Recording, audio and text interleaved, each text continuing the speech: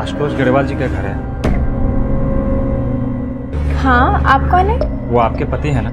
हाँ, पर आप कौन है? जी, आपको कुछ बताना है।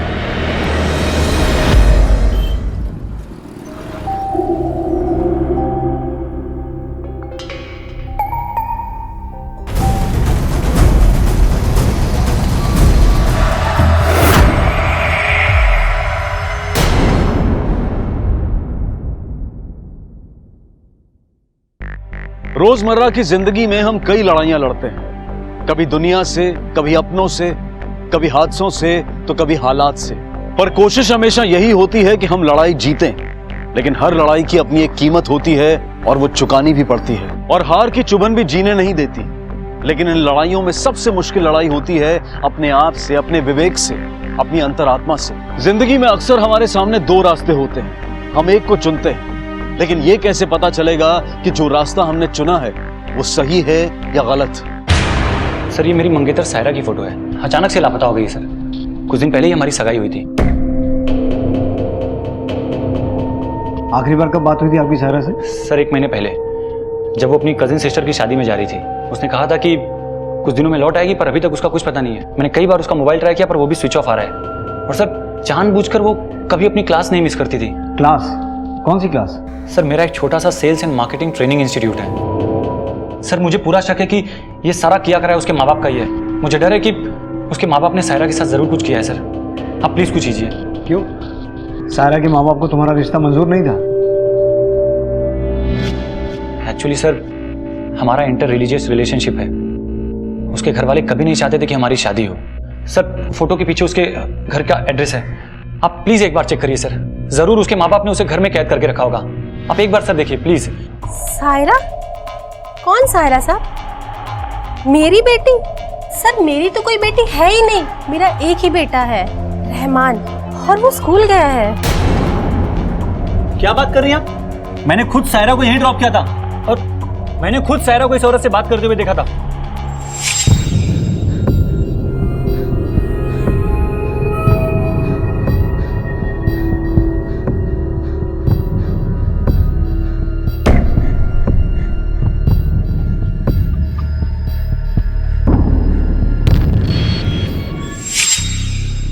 हाँ साहब, एक बार आई तो थी और इसने कहा था इसे बाथरूम जाना है। मैंने इसे घर के अंदर ले लिया, पर नाम तो मैंने नहीं पूछा साहब। पर थी वो यही लड़की साहब। देखा, मैंने तो तुम्हें पहले ही कहा था, झूठी है वो, झूठ बोल रही है तुमसे। लेकिन तुम हो कि मेरी बात पे तो भरोसा करते ही नहीं हो। नहीं मिली ना आखिरकार वो तुम्हें। माँ प्लीज। शांतनु, तुम अपनी माँ को तो चुप करवा सकते हो, लेकिन इस बात से इनकार नहीं कर सकते कि सायरा तुमसे झूठ बोल रही थी। पर वो झूठ क्यों बोलेगी सर? अब इसका जवाब तो वही देगी।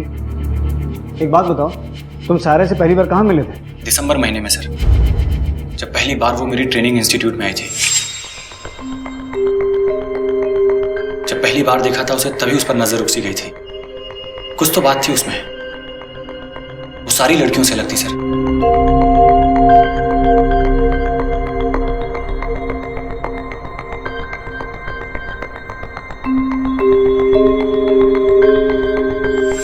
हो सकता है तुम्हें बेवकूफ बना के तुमसे कुछ पैसे ऐंठना चाहती हो। कैसी बातें कर रहे हैं सर? वो तो मुझसे 1 रुपए की भी हेल्प नहीं लेती थी। अगर वो चाहती ना, तो मैं उसे बड़े से बड़े होटल या रेस्टोरेंट में लेके जा सकता था। पर वो थे कि उसे तो बस रोड किनारे की 5 रुपए की चाय से ही खुशी मिल जाती थी। सर, सायरा एक सुलझी हुई बहुत ही सीधी सादी लड़की है। मुझे डर है कि जरूर उसके साथ कुछ ना कुछ गलत हुआ है। ठीक है, हम इन्वेस्टिगेट करते हैं। कुछ पता चलेगा तो आपको इन्फॉर्म करेंगे। सर, अगर लड़की सचमुच इतनी सीधी सादी है और उसने पैसे के लिए शांतनु को नहीं फंसाया, तो उसने झूठ क्यों बोला और अचानक गायब कहाँ हो गई? कहाँ हो सकती वो?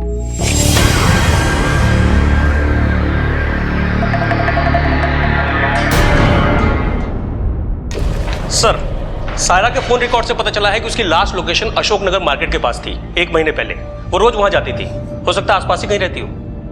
चलो चेक करते हैं। तो पूरे एरिया में सर्च करो।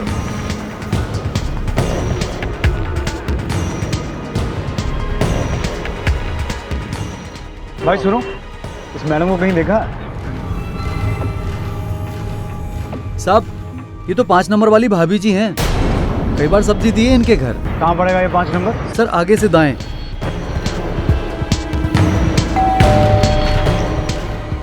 जी साहब। ये यहीं रहती हैं? जी साहब, ये हमारी मेम साहब है। क्या हुआ सर? सर ये चित्रा के फोटो आप लोगों के पास? चित्रा? इसका नाम चित्रा है? जी हाँ सर, मेरी बीवी है ये। मेरी बीवी जैसे दिखने वाली औरत जिसका नाम सायरा है और वो गायब है, और तो और उसकी एंगेजमेंट भी हो चुकी है। ये कैसे हो सकता है सर? पर सच तो यह है कि ये सायरा है, शांतनु की मंगेतर। आपकी बीवी का है, बुलाइए उसको, अभी सब क्लियर हो जाएगा। सर वो आर्ट ऑफ हीलिंग सेंटर में योगा का कोर्स कर रही है और वहाँ पर फोन स्विच ऑफ रखना पड़ता है, सो उनसे कांटेक्ट भी नहीं हो पाएगा। तुम्हारी शादी कब हुई चित्रा से? सर 1 साल पहले। आप लोगों को यकीन नहीं आ रहा ना? ये देखिए हमारी शादी की फोटो।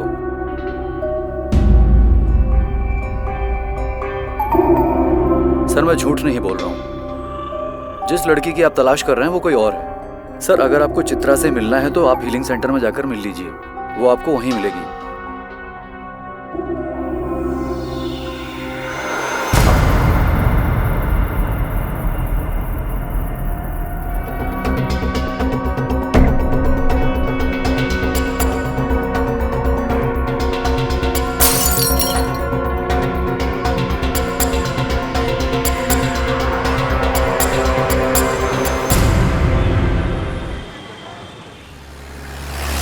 सुमित, हमने कंफर्म किया है तुम्हारी वाइफ का नाम आर्ट ऑफ हीलिंग सेंटर में रजिस्टर्ड ही नहीं है, वो वहां नहीं है। तुम्हारी वाइफ चित्रा के पेरेंट्स कहाँ हैं? कहीं वो बिना बताए मायके तो नहीं चली गई? सर उसका इस दुनिया में कोई नहीं है, वो अनाथ है। तुम्हारी पहली बार मुलाकात कहाँ हुई थी चित्रा से? सर नोएडा के एक न्यू ईयर पार्टी में।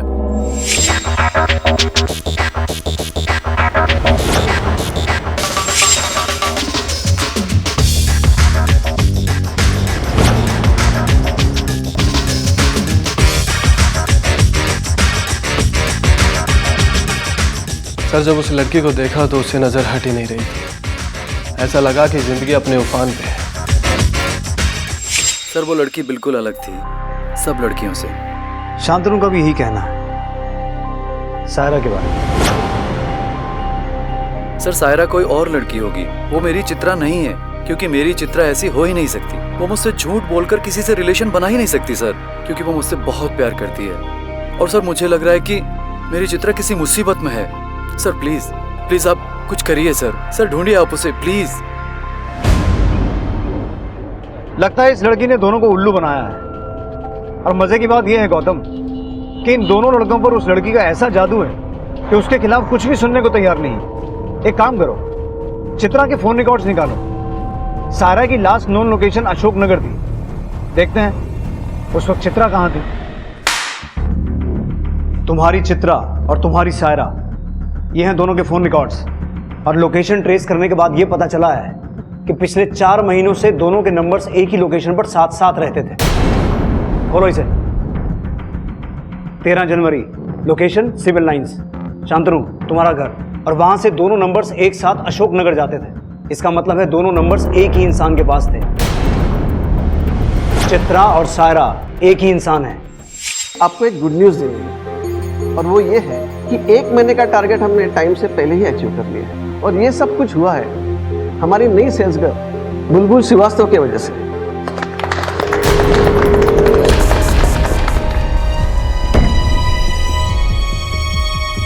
Congratulations bull. Thank you sir. इसका मतलब धोखा दे रही थी वो मुझे इस आदमी के साथ मिलकर, या शायद वो तुझ जैसे घटिया आदमी के साथ खुश नहीं थी। ए, जबान संभाल कर बात कर वरना निकाल कर फेंक दूंगा।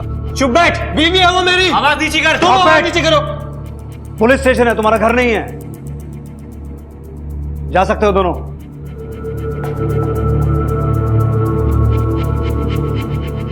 एक काम करो, इन दोनों की पूरी कुंडली निकालो। सर श्याम। हाँ बोलो भैया, मिल गया फोन, कैसा लगा? हाँ दीदी, बहुत ही बढ़िया फोन है। हमने तो सोचा भी नहीं था कि इतना अच्छा फोन मिलेगा। महंगा होगा? अरे भाई महंगा हो सस्ता हो, तुम्हें उसकी चिंता करने की जरूरत नहीं है, समझे तुम? कौन है? बुलबुल दीदी है। हाँ बुलबुल दीदी। एक मिनट रुक। हेलो। हाँ बुलबुल दीदी, हमको भी नया फोन चाहिए।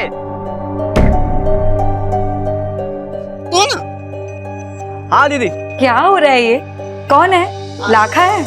हाँ वो लखा था। क्या कह रहा है ये? अरे वो फोन मांग रहा था हमारा।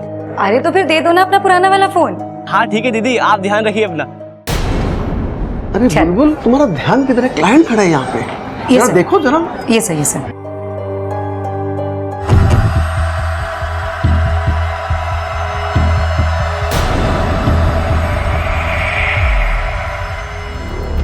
सर शांतनु सच बोल रहा था, उसके बारे में किसी ने भी कुछ गलत नहीं बोला। और सुमित? सर एमबीए है, वाइल्ड फील्ड लॉजिस्टिक नाम की कंपनी में काम करता है। लेकिन सर इसके बारे में एक अजीब बात पता चली। क्या? सर 22 जून 2015 को इसे जॉब से निकाल दिया गया। क्यों? सर ऑफिस इंक्वायरी से पता चला कि इनकॉम्पिटेंस और टारगेट न अचीव कर पाना। लेकिन सर 1 महीने बाद उसे जॉब पे वापस भी रख लिया गया। बड़ी अजीब बात है, नौकरी से निकालने की वजह इनकॉम्पिटेंस, मतलब बंदा काम करने के लायक नहीं है। फिर ऐसा क्या हुआ कि 1 महीने में उसे वापस नौकरी पर रख लिया? ऐसा क्या किया उसने कि कॉम्पिटेंट हो गया? एक काम करो तो उसकी नौकरानी और ड्राइवर दोनों से बात करो। सर मेम साहब से बहुत प्यार करती थी, मेम साहब का बहुत ध्यान रखती थी, लेकिन एक बार दोनों के बीच बहुत बड़ा झगड़ा हुआ। क्या समझूं मैं? क्या समझूं? मैंने तुम्हें समझने में बहुत बड़ी गलती कर दी, समझे तुम? मुझे? बल्कि मैंने तुझे समझने में गलती की है। अपनी बकवास अपने पास रखो, समझे? तुम बकवास मत करो। चुप रहो। चित्रा! ये कब की बात है? साहब इतना तो ठीक ठीक याद नहीं है, लेकिन पिछले साल गर्मी की छुट्टी की बात है। मैडम तो ज्यादा बाहर जाती नहीं थी, लेकिन हफ्ते में एक आध बार होटल एम्पायर जाती थी। Hotel empire? हाँ।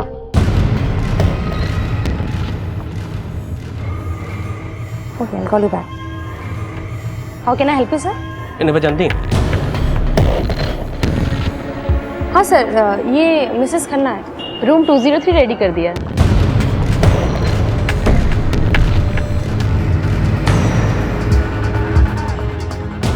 मिसेस खन्ना? हाँ सर, ये हमारे यहाँ आती है, रूम बुक करवाती है। आप पहचानने में कोई गलती तो नहीं कर रही हैं? नहीं सर, इनके रिकॉर्ड्स हैं हमारे पास। इनकी लास्ट एंट्री 2 जून की है, आप देख सकते हैं। अच्छा, इनके साथ कोई और भी आता था? हाँ सर, मिस्टर राय आते थे। मिस्टर राय कौन?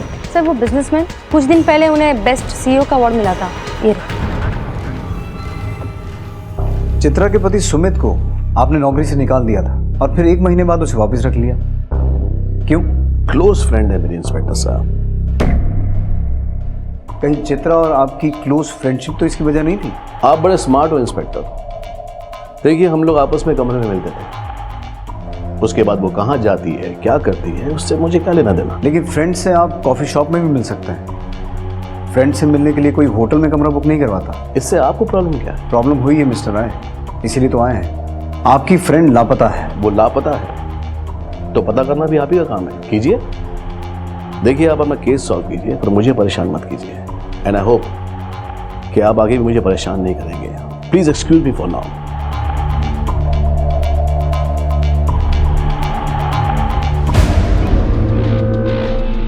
ये आदमी पहुंचा हुआ है, जाहिर सी बात है इसके कनेक्शन भी होंगे, ये इतनी आसानी से नहीं बोलेगा। लेकिन एक बात पक्का है कि इसका चित्रा के साथ अफेयर तो था। सर क्या सुमित को पता होगा इस बारे में? ऐसा भी हो सकता है कि सुमित को पहले से ही सब कुछ पता हो और उसकी नौकरी जाने के बाद चित्रा ने आनंद के साथ अफेयर शुरू किया हो ताकि उसके पति की नौकरी वापस आ जाए। हो सकता है सुमित को पता चलने के बाद उसने गुस्से में चित्रा को मार दिया हो। होने को तो कुछ भी हो सकता है। इस केस की अगली कड़ी सुमित के घर से ही मिलेगी। सर मुझे क्या पता क्या करती थी वो, यहाँ तक कि उसने मेरी आंखों में भी धूल झोंकी, मुझे भी धोखा दिया है सर।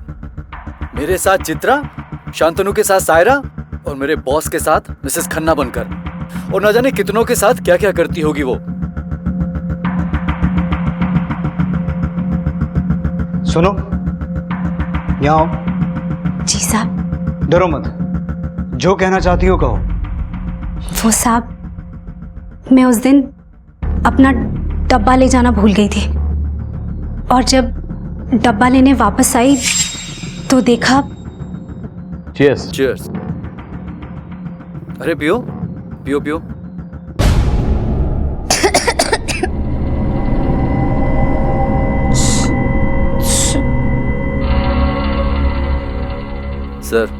लगता है दवाई का असर जल्दी हो गया।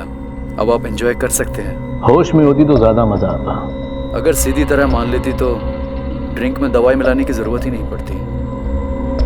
उसके बाद साहब मुझे पता नहीं क्या हुआ, मुझसे देखा नहीं गया और शायद मेम साहब को भी ये बात पता चल गई थी कि उनके साथ क्या हुआ है।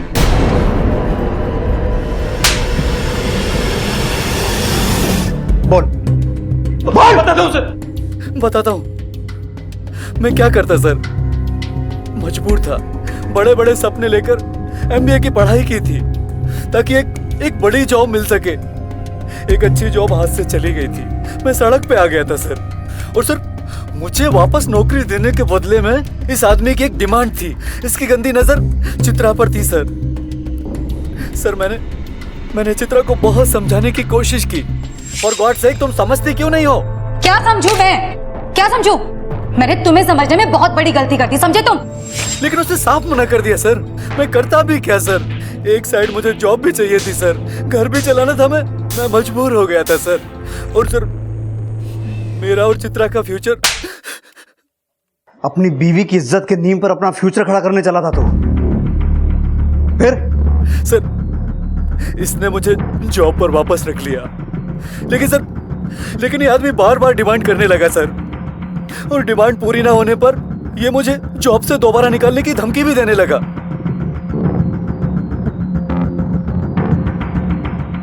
चल अब तू बोल। चित्रा पर मेरा दिल लगा था इंस्पेक्टर। मैंने अपनी पोजीशन का थोड़ा सा फायदा उठाया। अब कहाँ है चित्रा? या अब उसे कहीं आगे भेज दिया? नहीं सर, मैंने उसे कहीं नहीं भेजा है। और मुझे इसके बारे में कुछ नहीं पता। Gautam, CEO of the year साहब की अच्छे से खातिरदारी करो। इस सुमित की भी मरम्मत करो जब तक ये दोनों ये नहीं बताते कि चित्रा कहाँ है। सर अनंत और सुमित बार बार यही दोहरा रहे हैं कि उन्होंने कुछ नहीं किया चित्रा के साथ। क्या तो झूठ बोल रहे हैं या वाकई उन्हें नहीं पता कि वो गई कहाँ?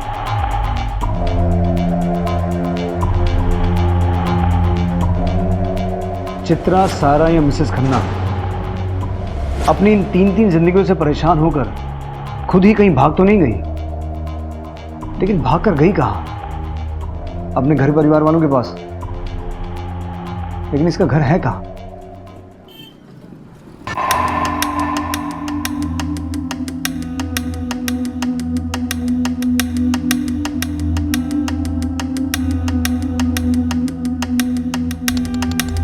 श्याम लाला जल्दी अंदर आओ। माँ कैसा लगा हमारा ये घर? बहुत बढ़िया है। चलो तुम पहले बैठो। अच्छा माँ, हम तुम लोगों के लिए ना कुछ खाने की चीजें लेकर आते हैं। इतना बड़ा टीवी? इतना बड़ा टीवी तो देखा ही नहीं हमने कभी। अरे बस बस, बड़ा ही है वो। बुलबुल पहले तुम यहाँ आओ। कहो। बुलबुल बिटिया, तुम बेटी नहीं बेटा हो हमारा। तुमको इतनी खुशी दे पाए ये हमारे लिए काफी है। और तुम लोगों का साथ हमारे लिए इन सारी चीजों से बढ़कर है। क्या है इस लड़की की सच्चाई?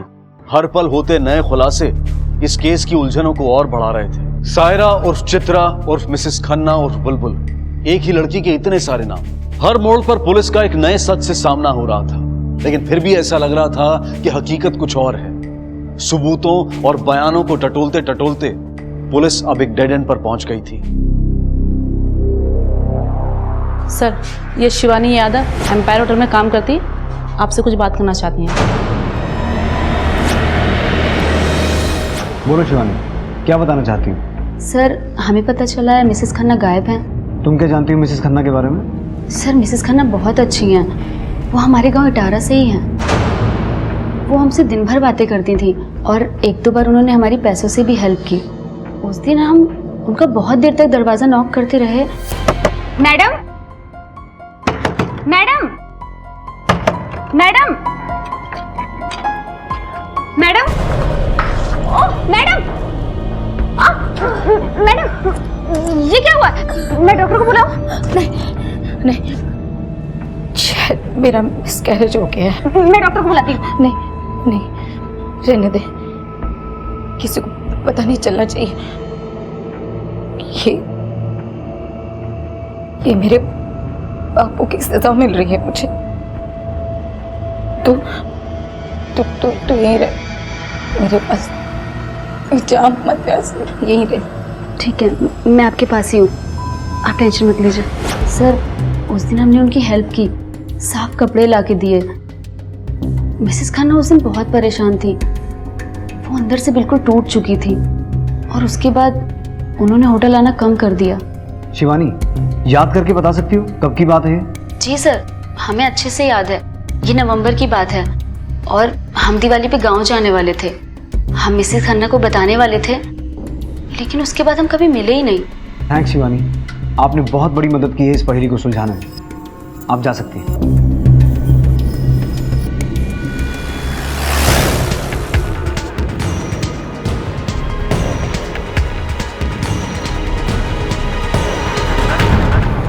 ये तो मेरी बहन बुलबुल है।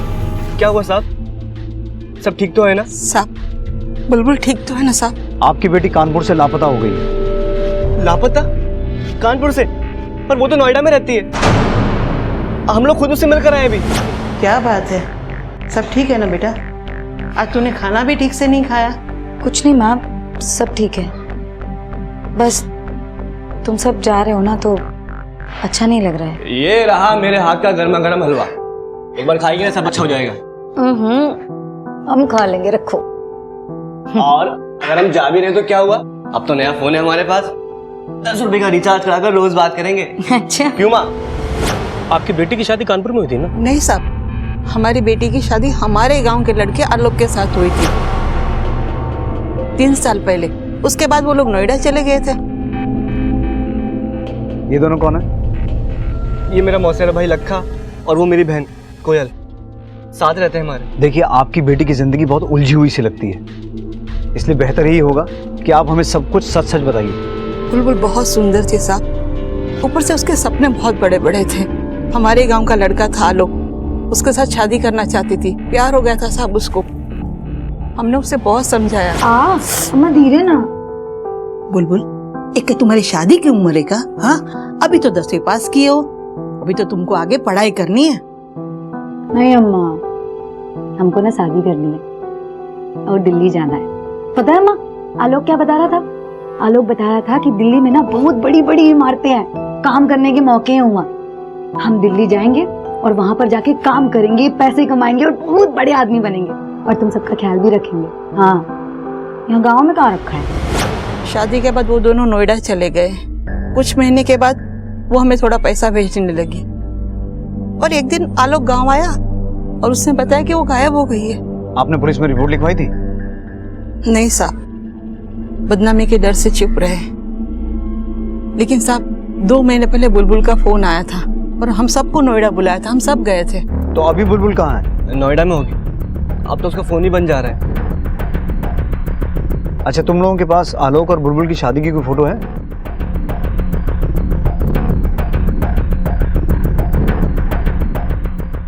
गौतम, नोएडा पुलिस को इन्फॉर्म करो। सब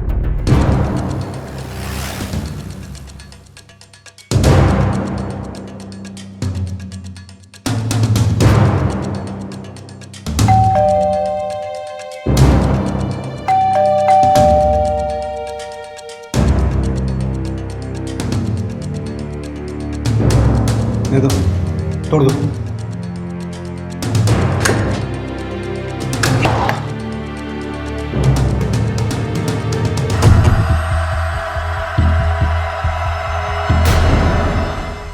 सर, किसी ने चाकू मार के हत्या की है।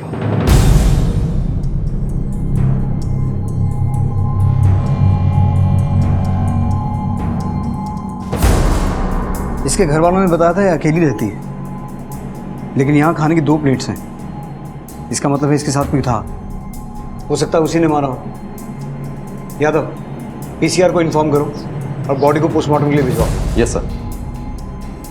सर, जिसके पास सारे सवालों के जवाब थे वो तो खुद नहीं रही। अब तो सारे जवाब पोस्टमार्टम की रिपोर्ट से ही मिलेंगे। एक काम करो, पूरे घर की अच्छे से तलाशी लो।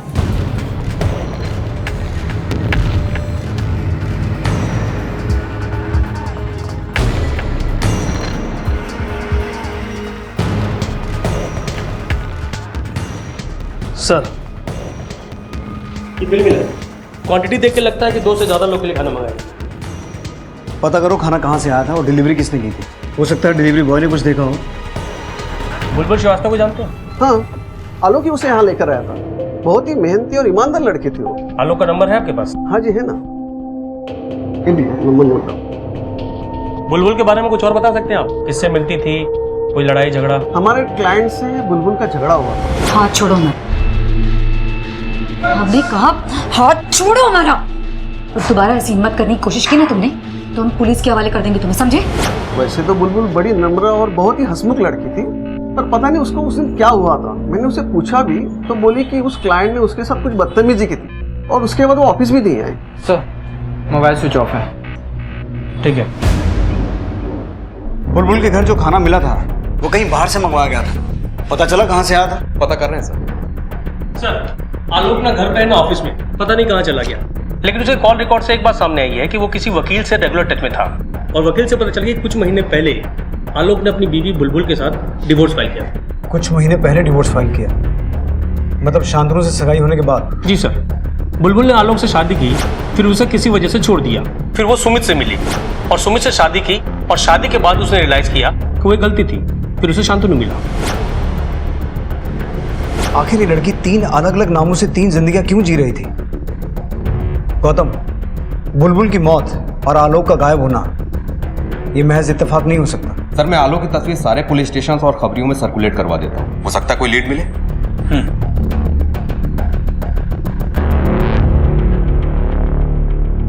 सर एक बड़ी खबर है।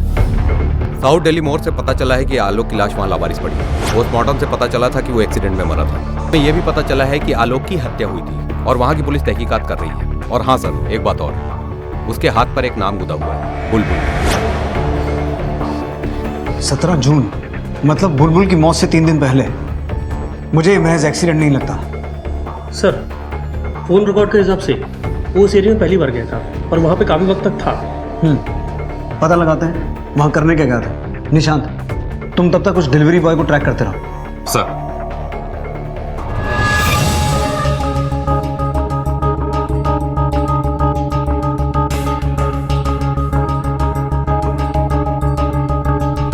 भाई इस लड़के को देखा? हाँ सर देखा है इसको पहले। कहाँ? आगे साइड में लेफ्ट साइड में बिल्डिंग है, वहाँ देखा है। और सब बढ़िया है ना? ठीक है, ठीक है। ये आदमी कभी आया था यहाँ? हाँ साहब, ये आदमी आया था। आशुतोष जी का घर पूछ रहा था कि आशुतोष जी का घर 2nd फ्लोर पर 204 नंबर कमरा है।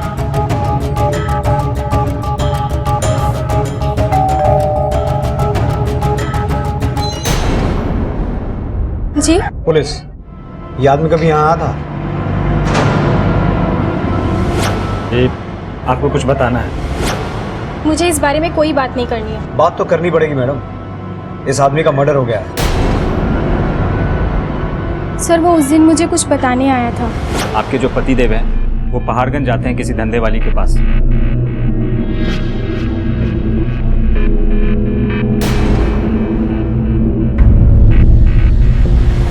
उन्हें समझाइए कि अपनी हद में रहें वरना बहुत बुरा होगा उनके साथ।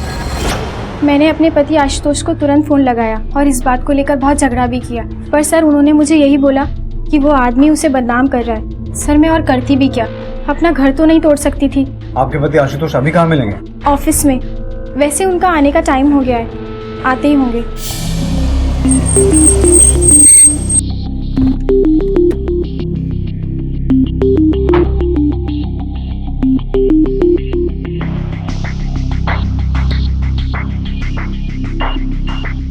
आशुतोष जी। पुलिस। उसे मेरी बीवी को नहीं बताना चाहिए था। गुस्सा आ गया था मुझे, उड़ा दिया साले को। आलोक को कैसे पता चला तेरा ये राज? सर उसकी बीवी धंधे वाली थी, उसे कैसे पता नहीं चलता? बुलबुल धंधा करती थी? हाँ, पहाड़गंज में फेमस थी वो। मैं अक्सर उसके घर जाया करता था, लेकिन अचानक गायब हो गई वो। तू झूठ बोल रहा है। सर आप पूछताछ करवा लो। इसी बात पर दोनों में झगड़ा हुआ था, दोनों अलग रह रहे थे और फिर एक दिन अचानक टकरा की वो शुरू। तो वापस आ गई? बहुत याद आ रही थी तेरी। हाथ छोड़ो मेरा। हमने कहा हाथ छोड़ो मेरा। हमने ये सब छोड़ दिया, समझे? अब दोबारा ऐसी हिम्मत करने की कोशिश की ना तुमने तो हम पुलिस के हवाले कर देंगे तुम्हें, समझे? तू क्या कंप्लेंट करेगी? मैं सबको बताऊं तेरी असलियत। उसने बात आलोक को जरूर बताई होगी और वो चला है मेरी जिंदगी बर्बाद करने के लिए। मैं जानता था आलोक पहले कहाँ रहता था और मैंने उसे ढूंढ निकाला।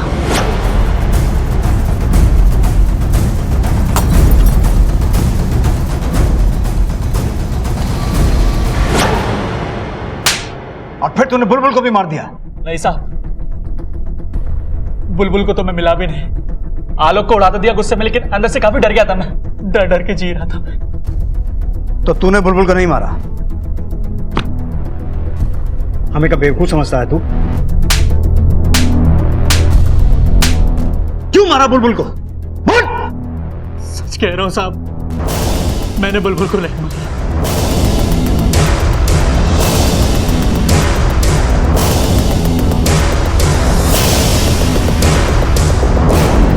आलोक मर्डर केस तो सॉल्व हो गया, पर बुलबुल को किसने मारा? कहीं ये बुलबुल एक चौथी जिंदगी तो नहीं जी रही थी?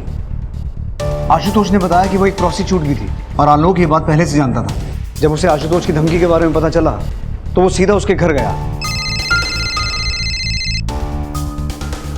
हेलो, ठीक है सर। कानपुर से शांतनु का फोन था। उसकी माँ हमें बुलबुल के बारे में कुछ बताना चाहती है। सर, आपने जब सायरा की मौत की खबर बताई ना, तब जाके इनके मुंह से कुछ शब्द निकले हैं। बोलिए, क्या बताना चाहती है? वो सायरा हमारे घर पर आई थी और शांतनु को अपनी पिछली जिंदगी के बारे में कुछ बताना चाहती थी, लेकिन शांतनु घर पर नहीं था और मैंने उसे कहा कि तुम मुझे ही सब कुछ सच सच बता दो। और सायरा ने अपनी पिछली जिंदगी के बारे में मुझे सब कुछ सच सच बता दिया था। माँ जी, आज मैं आपसे अपनी असलियत बताना चाहती हूँ। नहीं जानती उसके बाद आप और शांतनु मुझसे नफरत करेंगे या मुझसे हमदर्दी जताएंगे। माँ जी, आप लोग मुझे सायरा के नाम से जानते हैं, लेकिन मेरा असली नाम सायरा नहीं है, बुलबुल श्रीवास्तव है। इटारा गांव की रहने वाली हूँ मैं। एक छोटे से शहर में बड़े बड़े सपने लेकर जी रही थी।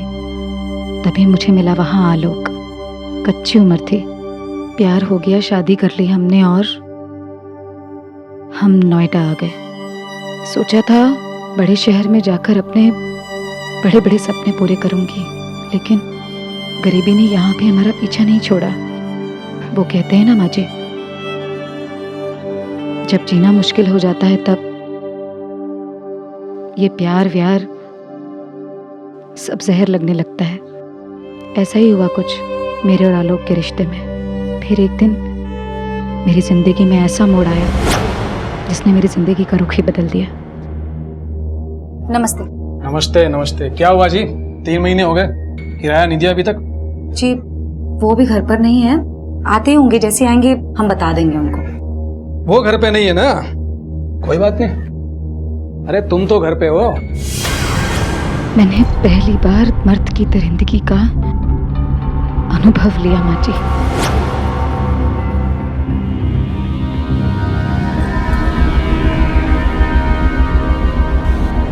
चल, तेरा किराया माफ।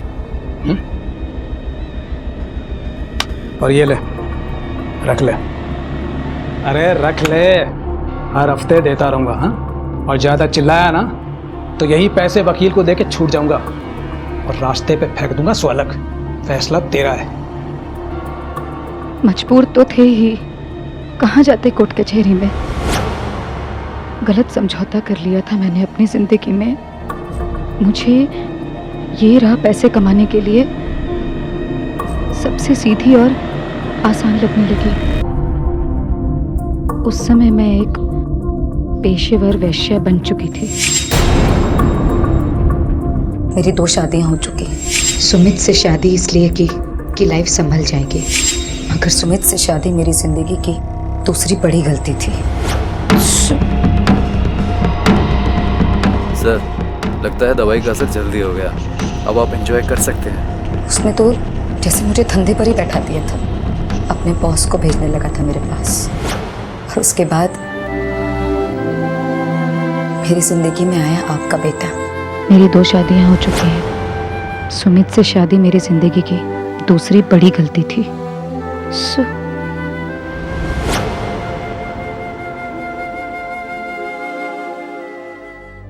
उसने तो जैसे मुझे धंधे पर ही बैठा दिया था। अपने बॉस को भेजने लगा था मेरे पास, और उसके बाद मेरी जिंदगी में आया आपका बेटा शांतनु। शांतनु वो पहला इंसान है जिसने मेरे जिस्म को नहीं, मेरे दिल को छुआ है, और उसके इस सच्चे प्यार की वजह से आज मैंने अपनी जिंदगी के सारे पन्ने आपके सामने खोल दिए। माँ, ऐसा क्यों किया आपने? आज की दुनिया में अपने अतीत का ऐसा सच कोई बताता है क्या? सर, डिलीवरी बॉय से जो इस केस हमने बनवाई थी सर, वो ये है।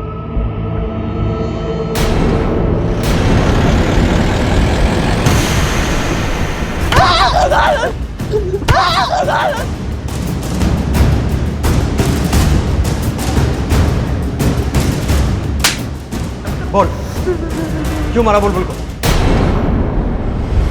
ये मेरा मौसेरा भाई लखा। हाँ बुलबुल दीदी, हाँ हमको भी नया फोन चाहिए, दो ना।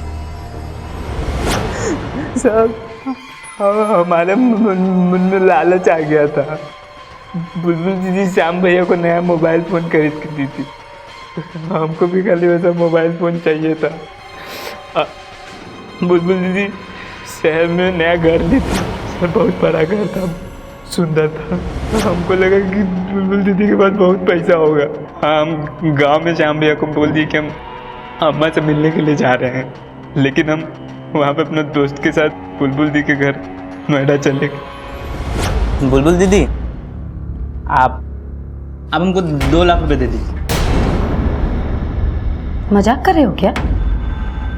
इतना पैसा कहाँ से देंगे तुमको? नहीं, मजाक नहीं कर रहे हैं। बुलबुल दीदी, आपके पास इतना पैसा है ही, तो हम सोचे कि आप हमको थोड़ा सा दे देंगे तो उससे कोई फर्क तो पड़ नहीं जाएगा, है ना? हमको आपके बारे में सब पता है, आप इतना रुपया कहाँ से लाए। हम लखा हैं, श्याम नहीं। हमको आपके धंधे के बारे में सब पता है। लखा, उठो और निकलो यहाँ से। ऐसे तो नहीं जाएंगे, रुपया तो लेके जाएंगे। निकल यहाँ से, दोबारा मत आना यहाँ, सब जा। ऐसे नहीं जाएंगे। हमको पैसा चाहिए, या तो जिंदा और नहीं तो मार के निकाल लेंगे। सर, इसका साथी पकड़ा गया है, लेकिन कुछ बरामद नहीं हुआ। पैसे कहाँ हैं? साहब, खाली उनके घर पे 400 रुपए मिले थे। शहर से गांव जाने का भाड़ा भी नहीं हो पाया था। सिर्फ 400 रुपए के लिए तूने अपनी मौसेरी बहन का कत्ल कर दिया। जुर्म की राह हमेशा दर्दनाक होती है, अब जिंदगी भर जेल में सड़ना।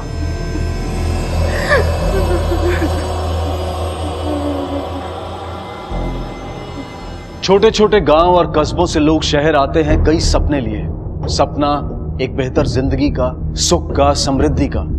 लेकिन शहर कई बार अजगर बनकर निगल जाता है ऐसे मासूम लोगों को। बुलबुल के साथ भी कुछ ऐसा ही हुआ। उसके सपनों से सच की दूरी ने उससे एक समझौता करवाया, और फिर उसकी जिंदगी ही एक समझौता बनकर रह गई। लेकिन बुलबुल जीने की राह ढूंढने के लिए नया नाम, नई पहचान लेकर कोशिश करती रही। पर सिर्फ नाम बदलने से हालात नहीं बदलते, नसीब नहीं बदलता। लेकिन जब तक इस बात का एहसास बुलबुल को हुआ, तब तक बहुत देर हो चुकी थी। अपने आप से जूझते जूझते ना तो वो अपने सपने पूरे कर पाई और ना ही सुकून की जिंदगी जी पाई। इसलिए यह बेहद जरूरी है कि हम अपने ख्वाबों को सच करने की जद्दोजहद में इतने भी मशगूल ना हो जाएं कि हमारी अपनी पहचान ही खो जाए।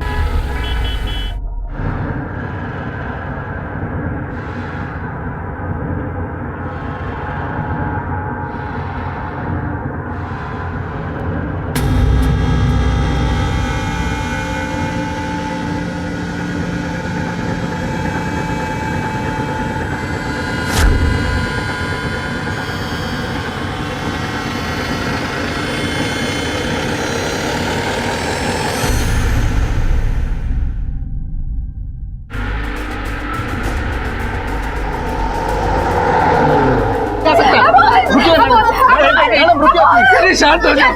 साहब को आने दीजिए। क्या साहब को आने दो। शांत हो जाओ बेटे। शांत नहीं जाने दूंगा मैं। साहब को आने दीजिए। आप दूर हटिए प्लीज। बाजू लो आइए साहब। हटिए।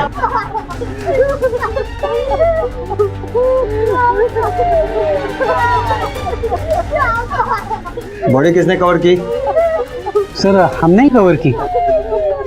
बेडशीट हटाओ।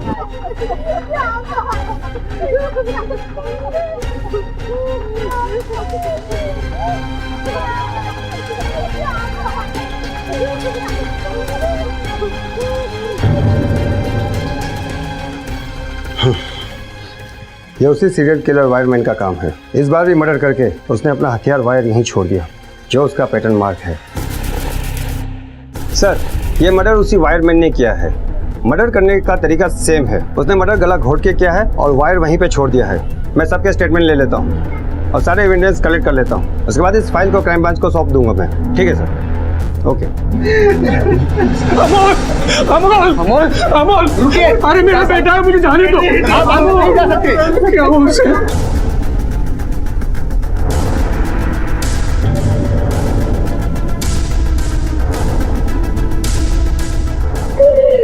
ये लोग कौन है? ये अमोल के पापा और बड़े भाई हैं।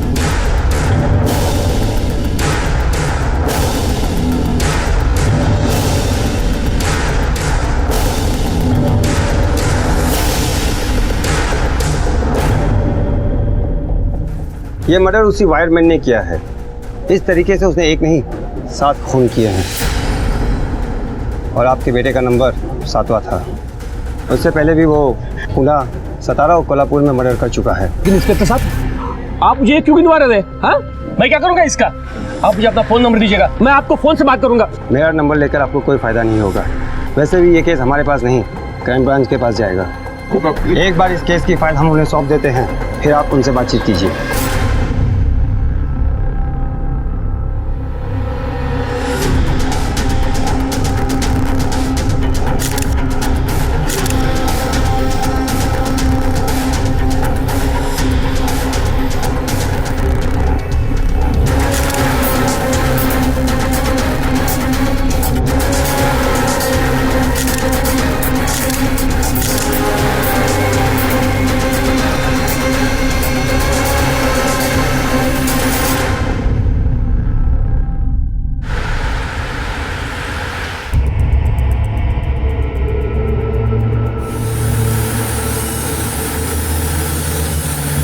फूल ले लो, फूल, गुलाब ले लो, फूल ले लो, फूल।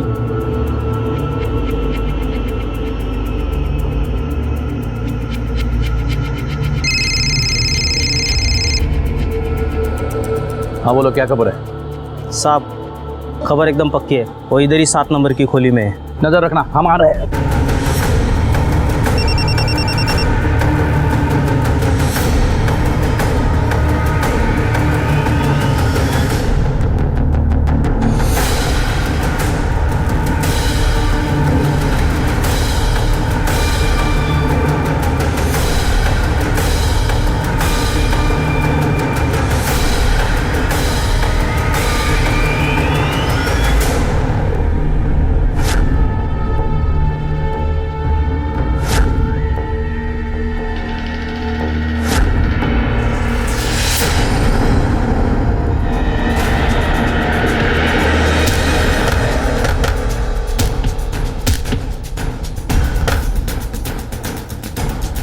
हिलना नहीं।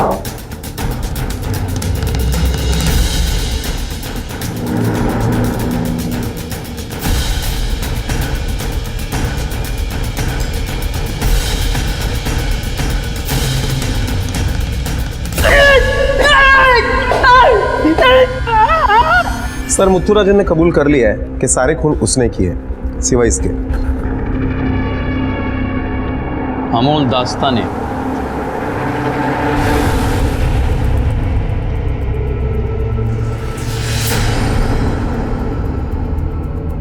नाइक इस कत्ल के पीछे जो भी है बहुत शातिर है। वायरमैन के आड़ में वो इन्वेस्टिगेशन 3 महीने लेट कर चुका है। अब हमें उसकी सोच से एक कदम आगे रहना है।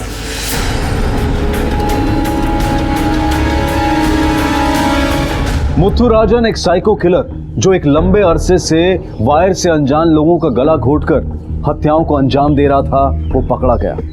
और इस तरह वायर से हत्या करने की वजह से मीडिया और लोगों ने उसे वायरमैन का नाम भी दे डाला था। लेकिन मुथुराजन का कहना था कि उसने चिंचवड़ के 35 वर्षीय अमोल दास्ताने का खून नहीं किया है। तो फिर कौन था अमोल का कातिल? मुथुराजन या फिर कोई और जो मुथुराजन की आड़ में अपने जुर्म को छुपाने की कोशिश कर रहा था? अमोल की हत्या का केस 3 महीने पुराना था, जिसकी छानबीन क्राइम ब्रांच ने नए सिरे से शुरू की।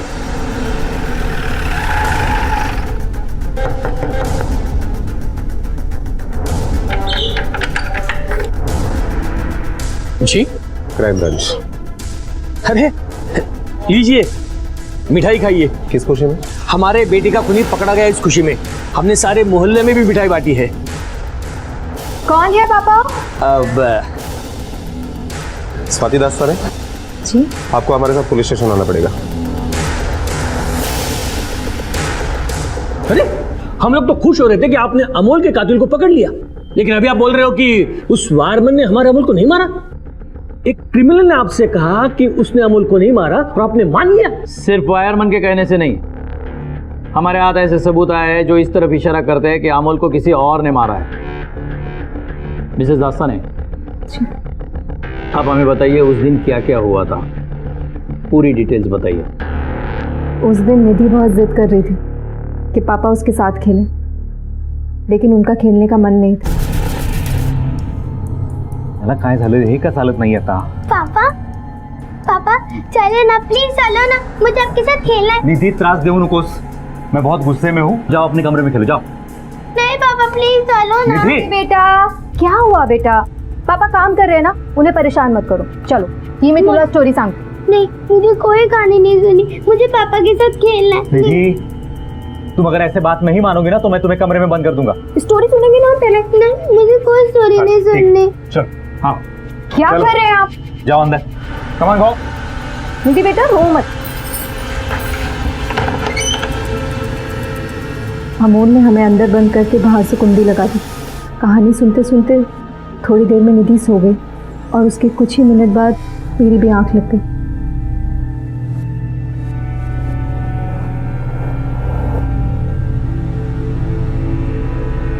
लगभग 3 बजे के आसपास मेरी आंख खुली। मैं उठ के दरवाजे की तरफ गई तो देखा दरवाज़ा अभी भी बाहर से बंद। मुझे लगा शायद अमोल दरवाज़ा खोलना भूल गए। मैंने बहुत आवाज़ दी लेकिन दरवाज़ा नहीं खुला। बहुत देर कोशिश करने के बाद जब दरवाज़ा नहीं खुला तो शोर से निधि की भी आँख खुल गई। फिर हम दोनों ने खिड़की से आवाज़ लगाना शुरू किया कि शायद कोई मदद के लिए आ जाए। तभी वहाँ से जोशी जी गुजर रहे थे। Mummy mummy, Joshi uncle. अरे निधि बेटा। जोशी अंकल, पापा ने मुझे और मम्मा को रूम के अंदर बंद कर दिया। मतलब अनिल जोशी। बेटा तुम कहानी सुनते सुनते सो गई थी। तावड़े लो बेटा, चॉकलेट लो। ये सब कुछ रहने दीजिए, आपको जो कुछ भी पूछना है पूछिए, अगर नहीं पूछना है तो हमें घर जाने दीजिए। फिलहाल तो कुछ पूछना नहीं है, सिर्फ एक इन्फॉर्मेशन देनी है। वो आपका घर जहां अमोल का कत्ल हुआ था, इन्वेस्टिगेशन पूरा होने तक क्राइम ब्रांच के कस्टडी में रहेगा।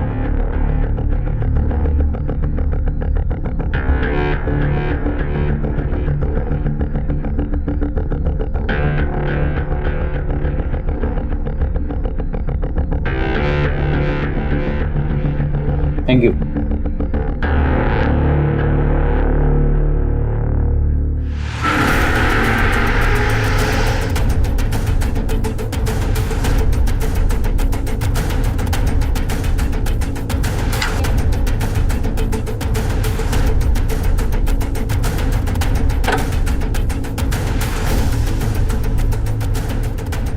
नाइक स्वाति ने बयान में कहा है कि इस कमरे का दरवाजा बाहर से बंद था, कड़ी लावलेली होती। नाइक, तुम्हें 3 साल पुराना वो पुणे का ढोले पाटिल रोड का केस याद है? एक औरत ने अपने पति का मर्डर करके खुद को बाथरूम में बंद किया था रस्सी फांस कर, कड़ी लगाकर। सर लेकिन इस केस में ये पॉसिबल नहीं है, क्योंकि पोस्टमार्टम रिपोर्ट के मुताबिक अमोल के गले के ऊपर जो वायर के निशान पाए गए हैं वो ऊपर से नीचे तक आए हैं। अमोल की हाइट लगभग 6 फीट की थी, मतलब कातिल उससे 3 या 4 इंच छोटा रहा होगा, लगभग 5 फीट 8 इंच 9 इंच के आसपास। और दूसरी बात सर, स्वाति को अकेले को पॉसिबल नहीं है, क्योंकि अमोल अच्छा खासा हट्टा कट्टा था, स्वाति को अकेले को कंट्रोल करना मुश्किल था। और बच्ची ने भी अपनी स्टेटमेंट में यही कहा है कि अमोल ने खुद ने बाहर से दरवाजा लगाया था। लोकल पुलिस ने जो यहाँ के पड़ोसियों के बयान लिए, उसमें भी पड़ोसियों ने यही कहा था कि किसी ने भी किसी को ना आते देखा ना जाते देखा। लेकिन कोई तो आया है और मर्डर करके यहाँ से भाग गया है और हमें वायरमैन केस की तरफ गुमराह कर रहा है। शायद वो जानता नहीं कि उसने गलत डिपार्टमेंट से पंगा लिया है। उसे शायद मालूम नहीं कि ये केस क्राइम ब्रांच के पास आया है। 3 महीने क्या, 3 साल के बाद भी हमें उसे ढूंढ निकालेंगे। नहीं, 3 महीने पीछे जाना हमारे लिए जितना मुश्किल है उतना ही मुश्किल उनके याददाश्त के लिए भी है जिन्होंने बयान दिया है। चलो अमोल दास्ताने के उस पड़ोसी से, अनिल जोशी से मिलते हैं। होय सर, हे माझंच घर आहे और मुझे पक्का याद है उस दिन मंगलवार था और दोपहर को करीब 4 बजे मैं मंदिर से लौट रहा था।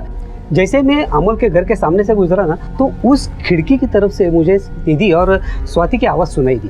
जोशी अंकल। अरे निधि बेटा। जोशी अंकल, पापा ने मुझे और मम्मा को रूम के अंदर बंद कर दिया। क्या? जोशी जी, अमोल हमें अंदर बंद करके पता नहीं कहाँ चले गए। तुम्ही त्यांना फोन करा ना, मेरा फोन भी बाहर है, नहीं तो मैं खुद कर लेती। हाँ, मैं करतो फोन। घंटी तो बज रही है लेकिन उठा नहीं रहा। मैं सामने से देखता हूँ। लेकिन फोन घर में ही बजा, उसने फोन नहीं उठाया, तो मैंने स्वाति के पापा को फोन किया। हेलो पवार साहब, और वो 5-10 मिनट में आ पहुंचे यहाँ। 5 या 10? मतलब उन्हें आने में 5-10 मिनट लगे।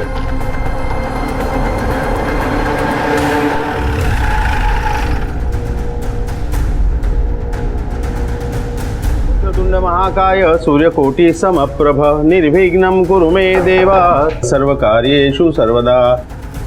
Crime branch. ओम जय श्री राजाधिराज गणानाम गणपते ओम गं गणपते नमः ओम गं गणपते नमः। साहब मैं तो उधर ही था। वो क्या है कि स्वाति के घर के बाजू में मच्छी की बहुत अच्छी मार्केट लगती है। मैं मच्छी खरीद ही रहा था कि उतने में उनके पड़ोसी जोशी का फोन है। मावजी शेवटचा विचार तो 200 रुपए से दोगी क्या? नहीं देणार। अरे गरीब आदमी क्या खाएगा? हाँ 1 मिनट।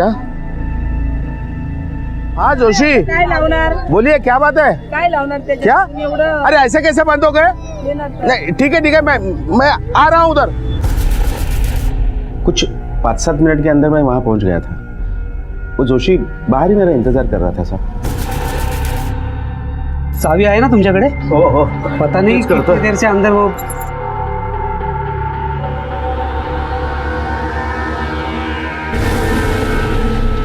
अमोल,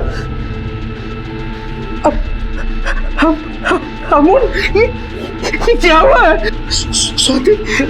स्वाति और निधि अंदर है। स्वाति सर, स्वाति और निधि अंदर बंद थे। मैंने ही जाके बाहर से वो कड़ी खोली थी। मिस्टर पवार, आपको क्या लगता है किसने मारा होगा अमोल दास्ताने को? मुझे नहीं पता सर। तब जब पुलिस ने कहा था कि वायरमैन ने मारा तो मुझे लगा उसे नहीं मारा, लेकिन अब आप कह रहे कि उसने नहीं मारा।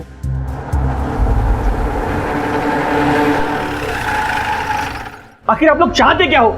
एक तो मैंने अपना बेटा खोया है, ऊपर से आप रोज पूछताछ करके हमें परेशान कर रहे हो। पूछताछ तब तक जारी रहेगी जब तक ये केस सॉल्व ना हो जाए। आपके लिए यही बेहतर है कि आप हमें कोऑपरेट करें। लेकिन इंस्पेक्टर साहब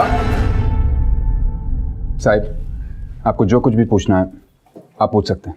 थैंक यू मिसेस दास्ताने, हम पूरी कोशिश कर रहे हैं कि कातिल जल्द से जल्द पकड़ा जाए। अब हमें यह बताइए कि अमोल का किसी के साथ झगड़ा या दुश्मनी थी, क्योंकि यह बात तो साफ है कि चोरी या लुटमारी के मकसद से कत्ल नहीं हुआ। नहीं सर, मुझे तो ऐसा कुछ याद नहीं आता। आपके घर में कौन कौन आता जाता था? सुबह दूध वाला, कभी कभी किराने की दुकान वाला सामान लेकर आता था। हमारी बाई 10 बजे आती थी और 11 बजे चली जाती थी। देखिए, मैं अभी बोलता हूँ, हमारे अमोल को उस वायरमैन ने ही मारा है। नहीं नाइक, किसी ने वायरमैन के आड़ में पुलिस की आंख में धूल झोंकी है। अगर वायरमैन पकड़ा न जाता तो ये केस कभी नहीं खुलता। एक काम करो नाइक, मर्डर से पहले के 1 महीने के अमोल के कॉल रिकॉर्ड्स निकालो और अमोल क्या करता था, किससे मिलता था, सब डिटेल्स मुझे चाहिए। सर, अमोल दास्ताने का पड़ोसी अनिल जोशी आया है। सर, उम्र हो गई है तो याददाश्त थोड़ी कमज़ोर हो गई है। उस दिन मैं आपको एक बात बताना भूल गया। सर, अमोल के मर्डर के 1 दिन पहले मैंने स्वाति को अमोल के बड़े भाई जयंत से मिलते हुए देखा था और उस वक्त उसकी बेटी उसके साथ नहीं थी।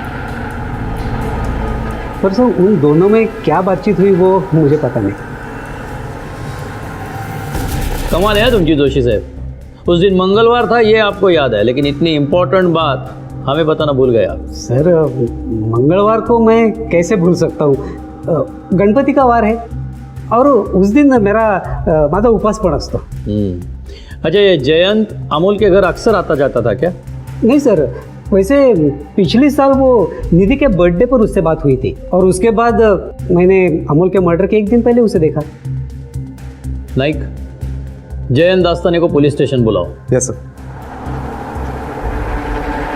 लोकांचे डोक्यात तर गंदगी भरी पड़ी है साहब। एक औरत और मर्द के बीच में कोई और रिश्ता नहीं हो सकता क्या? साहब, मैं स्वाति को अपनी छोटी बहन की तरह मानता हूँ। मला सांगायला पण लाज वाटते कि साहब, अमोल ने स्वाति और निधि को कोई कम दुख नहीं दिए थे। जो भी कहना है साफ साफ कहिए। साहब, पिछले साल भर से अमोल पैसों को लेकर इतनी तंगी में था कि ठीक से घर का खर्चा भी नहीं चला पा रहा था। जगह जगह से पैसे उठा रखे थे उसने। ये आपको स्वाति ने बताया? नहीं साहब, वो कहाँ कुछ बताती। वो तो एक दिन मैं रास्ते से गुजर रहा था तो मैंने देखा कि 5-6 लोग अमोल को घेर के खड़े हुए थे। 5 महीने से 1 रुपया नहीं दिया। अरे हमें भी अपने दुकान में सामान डालना होता है, हद होती है किसी भी चीज की। अगर अब भी तुमने पैसे नहीं दिए ना तो इस गली मोहल्ले में घूमना मुश्किल कर दूंगा, गला काट दूंगा, समझे कि नहीं? मैंने तो थक हार के उधर ही देना ही बंद कर दिया है। अगर जरा भी शर्म है तुम्हारे में तो हमारे पैसे लौटा दो। अपने भाई को इस हालत में देखकर आपको तरस नहीं आया कि गाड़ी से उतरकर उसे पूछे क्या प्रॉब्लम है? नहीं साहब, कारण कि 1 नंबर का एहसान फरामोश आदमी था वो। मेरी और उसकी तो काफ़ी समय से बोलचाल भी बंद थी। अरे साहब, बाबा के कितने पैसे उसने न जाने ऐसे ही पानी कर दिए। ठीक है, अभी आप जा सकते हो। वेळ पडली तो पुन्हा बोलवू तुम्हाला। बस।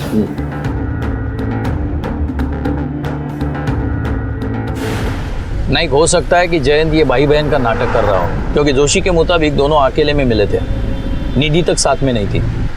और एक बात मुझे अजीब लग रही है कि अमोल के मौत के बाद स्वाति अपने माँ बाप के घर नहीं ससुराल रह रही है। हाँ सर, क्योंकि अक्सर ऐसे सिचुएशन में ससुराल वाले लड़की को उसके मायके में छोड़कर आते हैं। एक काम करो नाइक, स्वाति के ससुराल वालों का कच्चा चिट्ठा निकालो, खास करके उसके जेठ का, जयंत दास्ताने का।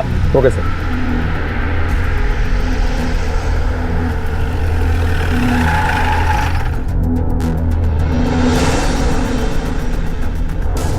क्राइम ब्रांच से है। अमोल दास्ताने का कितना हिसाब बाकी है? नहीं साहब, हाँ, स्वाति बहनी ने यहाँ से शिफ्ट करते सारा उधार क्लियर कर दिया था। अरे उधार देना, बाद में पैसा नहीं मिला तो धमकी देगा, मोहल्ले में निकलना मुश्किल कर देगा, गला काट देगा। हाँ?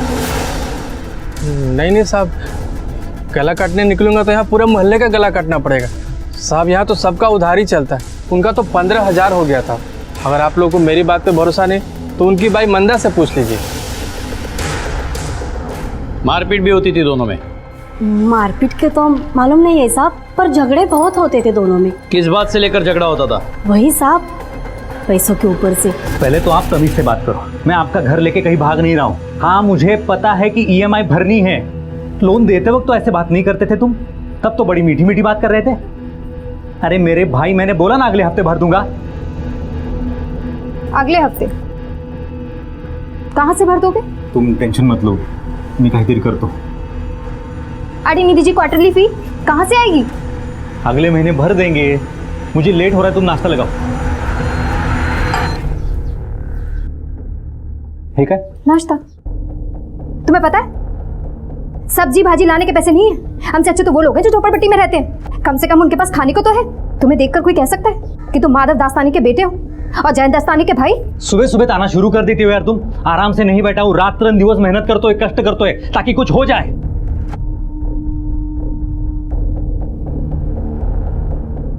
मेम साहब, वो बर्तन धोने का साबुन खत्म हो गया है। और हाँ, वो सिंक का पानी ही नहीं जा रहा है। मैंने बहुत कोशिश की लेकिन लगता है नली जाम हो गया है। प्लम्बरला बोलावंच लागेल। दोनों एक दूसरे को बहुत सुनाते थे साहब, बहुत ही। मेम साहब के पापा ने तो अमोल साहब को समझाने की कोशिश भी की थी। देखो बेटा, मेरी बात मान लो, भूखा मरने से तो अच्छा है कि तुम अपने बाबा से कुछ मदद ले लो। त्यांच्याकडून मागून घ्या ना तुम्हें पैसे, उनके पास तो बहुत सारी दौलत है। मुझे आपकी सलाह की कोई जरूरत नहीं है, और अगर आपको अपनी बेटी की इतनी चिंता हो रही है ना, तर तुम्ही तिला तुमच्या बरोबर घेऊन जाऊ शकता हो। मेरी हालत ठीक हो जाएगी ना तो मैं खुद उसे लेने आऊंगा। ठीक है, अभी तुम जा सकते हो, लेकिन जरूरत पड़े तो फिर से बुला लेंगे। ठीक है साहब। नाइक, इस औरत पे नजर रखना, बहुत तेज औरत है। जो नहीं पूछा वो भी बताया, या तो जानबूझ के बताया हो या फिर झूठ बोल रही हो। लेकिन एक बात गौर करने जैसी है, सब ने हमें अमोल के पैसों की तंगी के बारे में बताया, सिवाय स्वाति के। पैसों की बहुत तंगी चल रही थी। काफ़ी सारे लोगों के पैसे तो पापा और जयंत भाऊ ने चुका दिए थे, पर पिछले 1 महीने तक हमीद मुर्तज़ा नाम का आदमी परेशान कर रहा था उन पैसों के लिए जो अमोल ने उससे उधार लिए थे।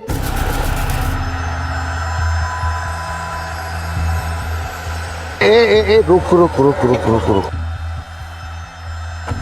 हमीद मुर्तजा नाम है अपन का। वो क्या है, तेरे पति ने हमसे 25 लाख रुपए कर्जा लिया था। कितना? 25 लाख। वो तो निकल लिया, अब पैसा तो तेरे को ही देना पड़ेगा ना। हैं? क्या तेरे गले में चेन बहुत सॉलिड है। अगर तू पैसे का इंतजाम नहीं कर पाई तो अपन तेरी बेटी को उठा लेगा और सारा पैसा वसूल कर लेगा। काम कर, चेन उतार चल। अरे उतार चेन, जल्दी कर। उनके पास टाइम भी नहीं है? याद रखना, पैसा भूलने का नहीं, समझी?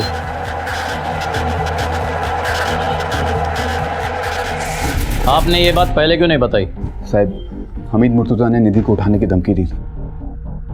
अम्मी घाबड़ लो, इसलिए बाबा को बिना बताए मुर्तजा को मैंने प्रॉमिस किया था कि मैं धीरे धीरे उसका कर्जा चुका दूंगा। अब तक तो मैं 5 लाख दे भी चुका हूँ। अब वो स्वाति को परेशान नहीं करता सर, लेकिन सारी ज़िंदगी मुझे ये गिल्ट रहेगा कि मेरे पास इतने पैसे थे कि मैं आसानी से अमोल के सारे कर्जे चुका सकता था। बाबा की नहीं सुन के अगर मैंने अमोल के कर्जे चुकाए होते तो आज वो जिंदा होता साहब।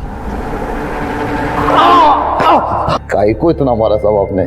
जिसका 25 लाख का नुकसान होना वो थोड़ी सी वसूली करेगा तो क्या बुरा किया साहब? साहब आप ही सोचो ना, जिसके पास मेरा पैसा फंसा हो उसको मैं काहे को मारेगा साहब, और क्या मिलेगा मेरे को? सर, जब से जयंत ने अपन को पैसा देने का प्रॉमिस किया, मैं भाभी माना साहब मैंने स्वाति को। अब सब धंधे वाला आदमी है, पैसा देगा तो उनको थोड़ी टेंशन तो होना मांगता है ना साहब। मतलब साहब, अमूल का तो हमने हिस्ट्री सब कुछ निकाल डाला और मालूम चला साहब कि उसका बाप और भाई का मस्त धंधा चल रहा है, और वो भी पूना में। साहब, अपन अमूल को बोला भी कि अपना पैसा वापस करने का, और या फिर अपने बाप से पैसा लेके मेरे को देने का। पता चला कि दोनों बाप बेटे में कुछ ठीक नहीं चल रहा। उसके बाप ने तो साहब उसको घर से भी निकाल दिया, और उसने तो साहब पल्ला झाड़ लिया कि पैसे ना देने पड़े। सब गर्दन अकड़ गई।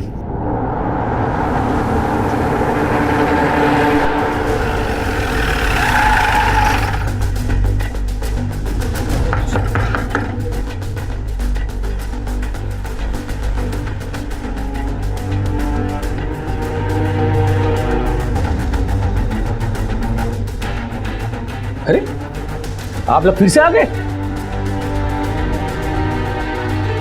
आप लोग अपने अपने कमरे में जाइए, हमें सिर्फ इनसे बात करनी है। अरे लेकिन इन्हें भी अंदर भेज रहे हैं आप। जाइए।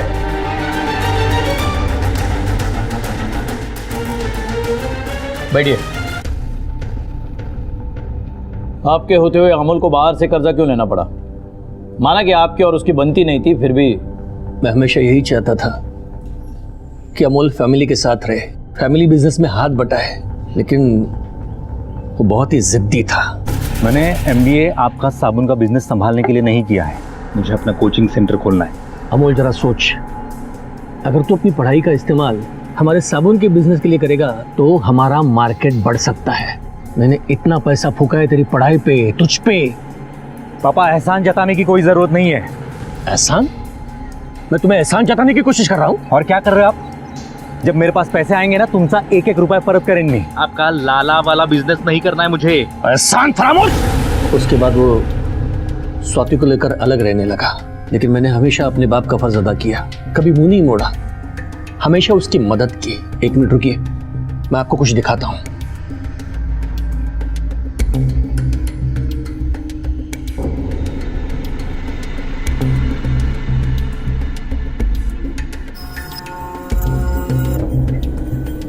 देखिए, ये वो पैसे हैं जो मैंने उसे दिए थे। कभी 2 लाख, कभी 5 लाख, कभी 10 लाख। फिर मैं समझा उसकी आदत हो गई है उधार लेकर घर चलाने की। तभी मैंने अपना हाथ खींच लिया। बाद में पता चला कि उसने हर किसी से पैसे ले रखे हैं, चारों तरफ से कर्जा है उस पर। अब जब वो नहीं है तो मैं समझा कि उसे मैंने ही गंदी आदत डाली थी पैसे लेने की। वो 1 रुपया भी मांगता तो मैं उसे 10 देता था। निकम्मा कर दिया था मेरे प्यार ने उसे। उसके बाद मैं निधि और स्वाति को घर लेकर आया। अपने बेटे को तो नहीं बचा सका, लेकिन इन दोनों के कुछ करके मैं प्रायश्चित करना चाहता हूं। सॉरी। 3 महीने पहले हुआ अमोल दास्ताने के कत्ल का एक केस क्राइम ब्रांच के लिए फांस बनता जा रहा था। 3 महीने में जिंदगी दूसरे रूप अख्तियार कर चुकी थी, लेकिन बयान किसी के भी नहीं बदले थे। दिन रात की मेहनत के बाद भी कुछ हासिल नहीं हो रहा था। क्या ये कातिल इतना शातिर था या फिर कुछ ऐसा था जो क्राइम ब्रांच की नजरों से अभी तक बचा हुआ था? सबसे अजीब बात यह थी कि शक के दायरे में माधव दास्ताने, जयंत, स्वाति, जोशी, पवार और मुर्तजा सभी आते थे, पर फिर ये सभी निर्दोष भी लगने लगते थे क्योंकि पुलिस के पास इनके खिलाफ कोई पुख्ता सबूत नहीं थे। और सबूतों के नाम पर वो एक फाइल जो पुलिस ने क्राइम ब्रांच को सौंपी थी, क्राइम ब्रांच ने उसी फाइल को एक बार फिर से खंगालने का फैसला किया। यहाँ ऐसा कुछ दिखाई नहीं दे रहा है जिसे हम ये कह सके कि कातिल जबरदस्ती अंदर घुसा हो। सर, अमोल के फोन रिकॉर्ड के मुताबिक मुर्तजा, वो किराने वाला और धोबी, और अमोल ने जिन लोगों से पैसे लिए थे उनके नंबर के अलावा दूसरा ऐसा कोई नंबर नहीं है जिसके ऊपर हम शक कर सके। हो सकता है उसने जानबूझकर ऐसा किया हो, या फिर उसकी प्लानिंग हो ताकि उस पर शक ना हो। नहीं, एक काम कर रहे हैं, मैं डोरबेल बजाता हूँ, तुम अमोल बन के डोर खोलना। Okay sir.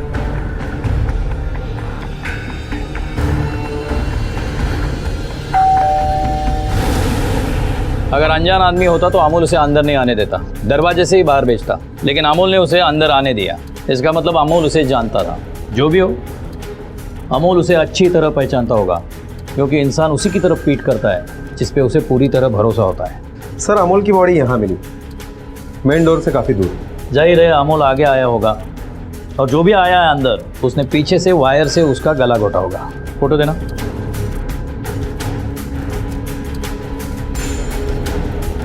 मंदा के बयान के मुताबिक किचन का सिंक चौक था, तो प्लम्बर को बुलाया गया होगा, प्लम्बर आया होगा, प्लम्बर ने डोर बेल बजाई होगी, अमोल ने दरवाजा खोला होगा। आगे हाँ, प्लम्बर को देख के उसे अंदर लिया होगा, दरवाजा बंद करके देखो जरा सिंक चौक हुआ है। सिंक दिखाने के लिए वो आगे बढ़ा होगा, और पीछे से प्लम्बर ने अपने वायर से उसका गला घोटा होगा।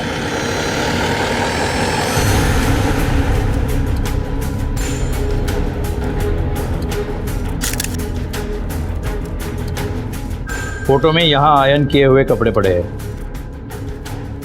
मैं डायरी लेके आता हूँ, उसमें लिख देना कितने कपड़े हैं। दरअसल किसी भी घर में धोबी अंदर आ जाता है, हॉल में बैठ जाता है और कपड़े निकालता है, क्योंकि भरोसा और जान पहचान दोनों होती है। यहाँ भी ऐसे ही हुआ होगा, कपड़े निकाले होंगे, रख दिए होंगे यहाँ, क्योंकि उतना भरोसा और जान पहचान तो होती है। अमोल उठकर पैसे देने के लिए जैसे ही मुड़ा होगा, धोबी ने पीछे से आकर अपने वायर से उसका गला घोटा होगा।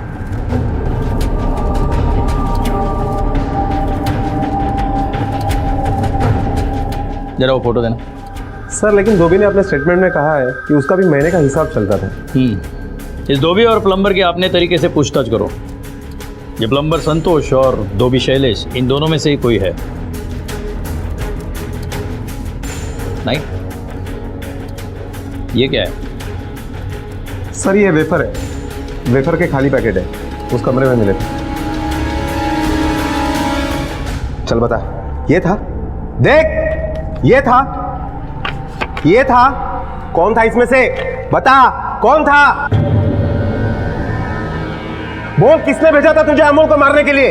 सच बता, नहीं तो तेरे शरीर के सारे नट बोल्ट खोलकर पूरा कचरा साफ करूंगा और जोड़ने वाला भी कोई नहीं रहेगा। बता। यकीन करो साहब, मैं सच बोल रहा हूँ साहब, मैंने नहीं किया साहब। और साहब मैं एक दिन पहले वहाँ पे जाके उनके सिंक बना के चला आया था साहब। चल उठ, उठ, दीवार के पास खड़ा हो, चल। तावड़े, हाइट नापना इसकी।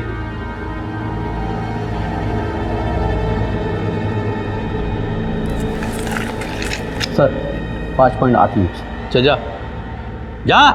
सुन, शहर से भागना नहीं।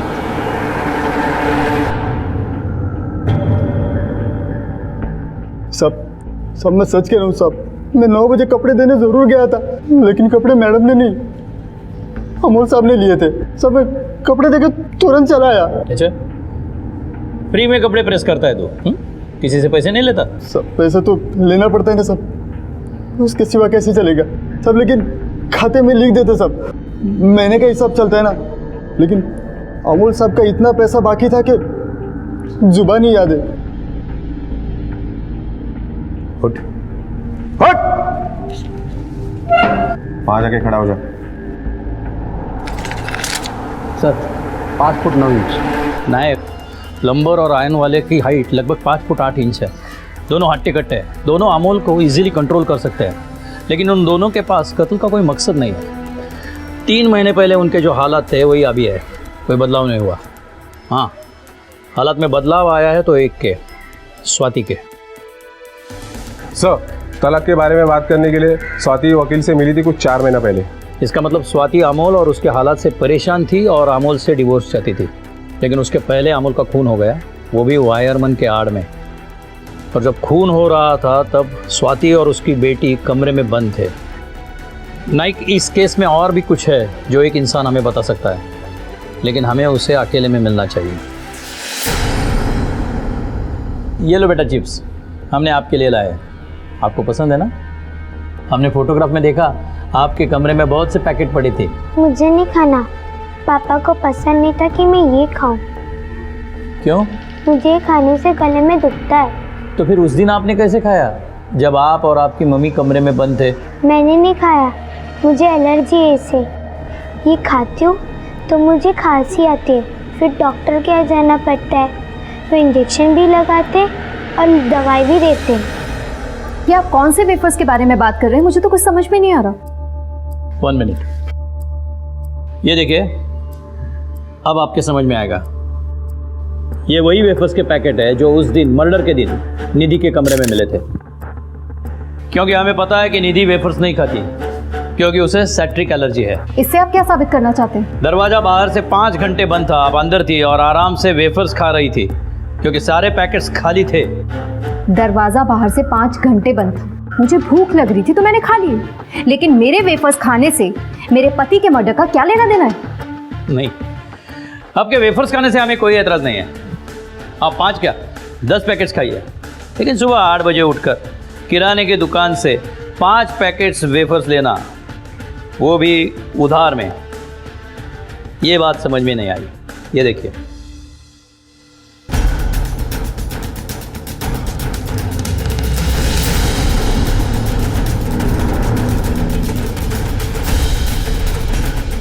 और हमारे पास वो किराना वाले की नोटबुक भी है जिसमें आपके 5 पैकेट्स का हिसाब भी लिखा है। 24 जून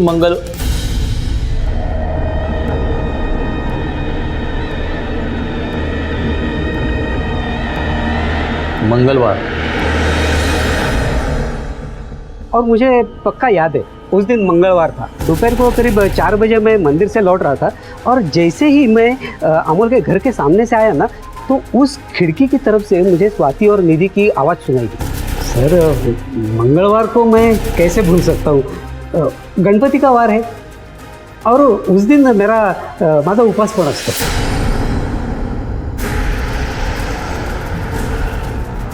आप काफी धार्मिक आदमी लगते हैं, नियम कायदे पालने वाले, फिर भी मंगलवार को भी मछली खाना नहीं भूलते। मैं मच्छी खरीद ही रहा था कि उतने में उनके पड़ोसी जोशी का फोन आया। अब अपने इस धर्म कर्म की कहानी खुद सुनाओगे या हम मदद करें?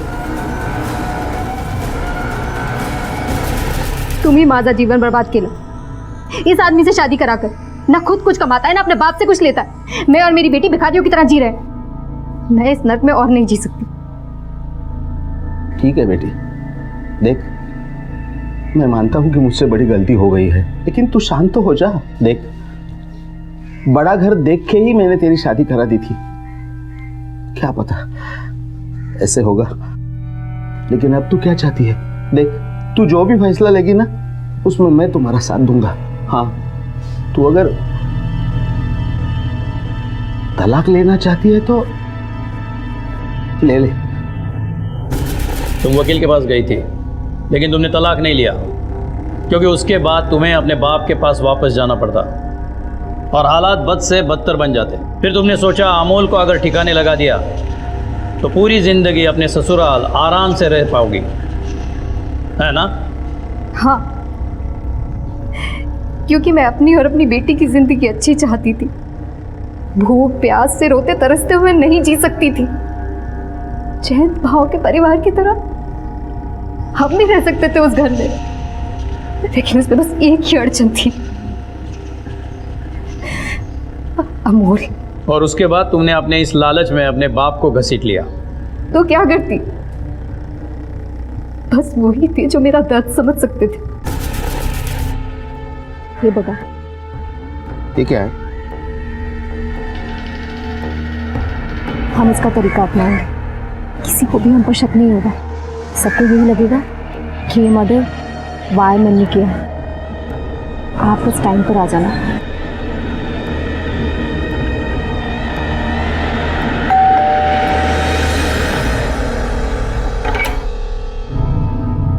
आइए।